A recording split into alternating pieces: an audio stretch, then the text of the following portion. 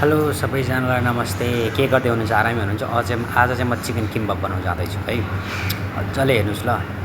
यो मैले जुन राइस छ नि, यो राइसमा चाहिँ स्टिकी राइस हो है। दामी यसमा यो हुन्छ खानाको लागि बहुत दामी हुन्छ। अनि स्टिकी राइस छिटो पकाइसकेपछि यो स्टिकी राइसमा के हाल्ने, नुन र सेसिम ओइल भन्ने हुन्छ, त्यो हालेर मिक्स गरेको छु मैले है। त्यो चाहिँ मैले देखाउन पाएन तपाईँलाई, तर कसरी बनाउँछ भन्ने चाहिँ मैले हेर्नुहोस् है। भिडियोको लास्टसम्म हेर्नुहोस् है। भिडियोको लास्टसम्म हेर्नु होला, बिचमै भिडियो नछोड्नु होला प्लिज। कहिले पनि भिडियो हेरेर सबैको लास्टसम्म हेर्नु होला। तपाईँको पनि हामी सबै लास्टसम्म हेर्छौँ, एकअर्कालाई सपोर्ट गर्नु होला। भिडियोलाई लास्टसम्म हेर्नु होला है। हेर्नुहोस् ल, यसलाई पुरा टाइट गर्नुपर्छ। यो राइसलाई टाइट गरेर त्यो फुट्छ। अब हेर्नुहोस्, अब हाल्छु मैले यसलाई के, लेटुस पत्ता। हेर्नुहोस् अब यसलाई मैले लेटुस पत्ता हाल्छु, किनकि लेटुस पत्ता हाल्दा के हुन्छ भने प्रेजेन्टेसनमा बहुत अच्छा राम्रो हुन्छ, मतलब बहुत दामी हुन्छ यसमा है, एकदम राम्रो हुन्छ। अब हेर्नु, काँक्रो र गाजर चाहिँ हामीले के गर्छ है, भिनेगरमा नुन अरू चिनी हालेर मजाले पानी हालेर भिजाएको हुन्छ। अहिले अम्लो टाइपको गराएको हुन्छ, सन्चो टाइपको। अब मैले हालेँ यसलाई क्यारोट। यो गाजरलाई चाहिँ हामीले स्रेड काटेर मजाले सेसमी ओइल नुन हालेर मजाले भुटेको हुन्छ है यो गाजरमा चाहिँ। अब यो गाजर हालेँ। अब मैले हाल्छु चिकन।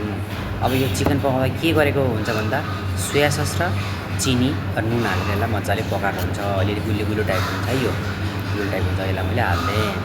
अब त्यसपछि एउटा पालक हाल्छु मैले। यो पालकलाई के गर्ने, पहिला मजाले केलाउने, केलाएर यसलाई मजाले के गर्ने, यसलाई बोइल गर्ने। अनि बोइल गरेर फेरि निचड्ने, मजाले पानी निचेर यसलाई सेसमी सेड अनि सेसमी ओइल र नुन हालेर मजाले यसलाई के गर्ने, मिक्स गरेर राख्ने यसलाई है। अनि यो पालक फेरि धेरै बोइल गर्नु पर्छ, हलुवा हुन्छ। उमाल्ने बित्तिकै निकालिहालेँ, निकालेर धोएर निचडिहाल्ने क्या, यसलाई एकदम चढ्नुपर्छ है पालकले। अब मैले गरेँ रोल। अब कति साथीहरूलाई चाहिँ किम्बा बनाउँदाखेरि नेट चाहिन्छ होइन, मलाई सुसी बनाउँदा त नेट चाहिन्छ, तर मलाई यो नर्मल किम्बा यताउति बनाउँदाखेरि मलाई यो नेट सेट चाहिँदैन, म यतिकै रोल गरिदिइहाल्छु है। हेर्नुहोस् ल, अब साथीहरूलाई कति सेवाहरूलाई चाहिँ यो नेट चाहिँदो रहेछ है, तर मलाई नेट चाहिँ चाहियो भनेको खालि सुसी बनाउँदा पनि मैले नेट युज गर्छु, तर बाँकी म युजै गर्दिनँ। हेर्नुहोस् यो तरिकाले चाहिँ अब यसलाई रेडी गरेर हेर्नुहोस् है। त्यो लास्टमा अब के गर्छु मैले यसलाई, अब यसलाई मैले मजाले पिस पिस बनाएर काट्छु। हेर्नुहोस् है, एक्टिङ त खतरा छ नि होइन, एकदम खतरा छ। हेर्नुहोस् है, टाइट पनि छ। हेर्नुहोस् ल, लास्टसम्म हेर्नुहोस् है, भिडियोलाई लास्टसम्म हेरेर साथ दिनु होला। अब यसलाई मैले अब काहीँ बाहिर यसको जुन यो चाहिँ मैले काट्छु चक्कु, यसलाई चाहिँ मैले के गर्छु अलग्गै राख्छु क्या, जब कसैले पनि नचलाओस् होला। यसको चाकु चाहिँ अलग चाहिँ राख्छु यसलाई मैले, काट्छ मजाले। अब मैले लिएर आएँ चक्कु होइन है। अब यसलाई मैले काट्छु यस्तो पाएर। हेर्नुहोस् है, चक्कु लाग्ने छ। हेर्नुहोस् ल, छट्ट पाएर यसलाई मैले काटेँ। यसलाई मैले काटिसक्छु हेर्नु है।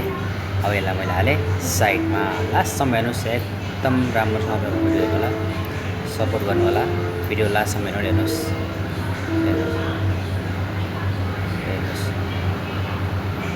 भिडियो लास्टसम्म हेर्नु है।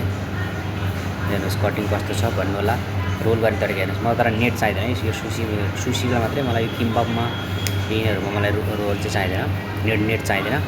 म हातले बस ब्यालेन्स मिलाइदिइहाल्छु बस। अब भयो मेरो पुरा मक्खा। जहिले पनि एकवटा किम्बाबमा 8 पिस निकाल्छु म, 8 पिस निकाल्छु यसलाई। धेरै ठुलो पनि होइन, धेरै सानो होइन, किनकि धेरै ठुलो दिने पनि खानाको लागि गाह्रो पर्छ, धेरै सानो भए पनि मजा आउँदैन खानलाई।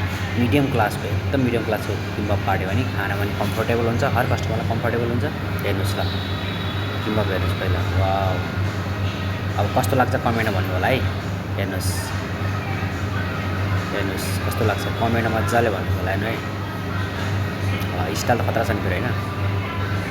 ल कस्तो लाग्छ भिडियोलाई लाइकसँग हेर्नु। ओके बाई बाई, फेरि मिल्ने सबैसँग बाई बाई।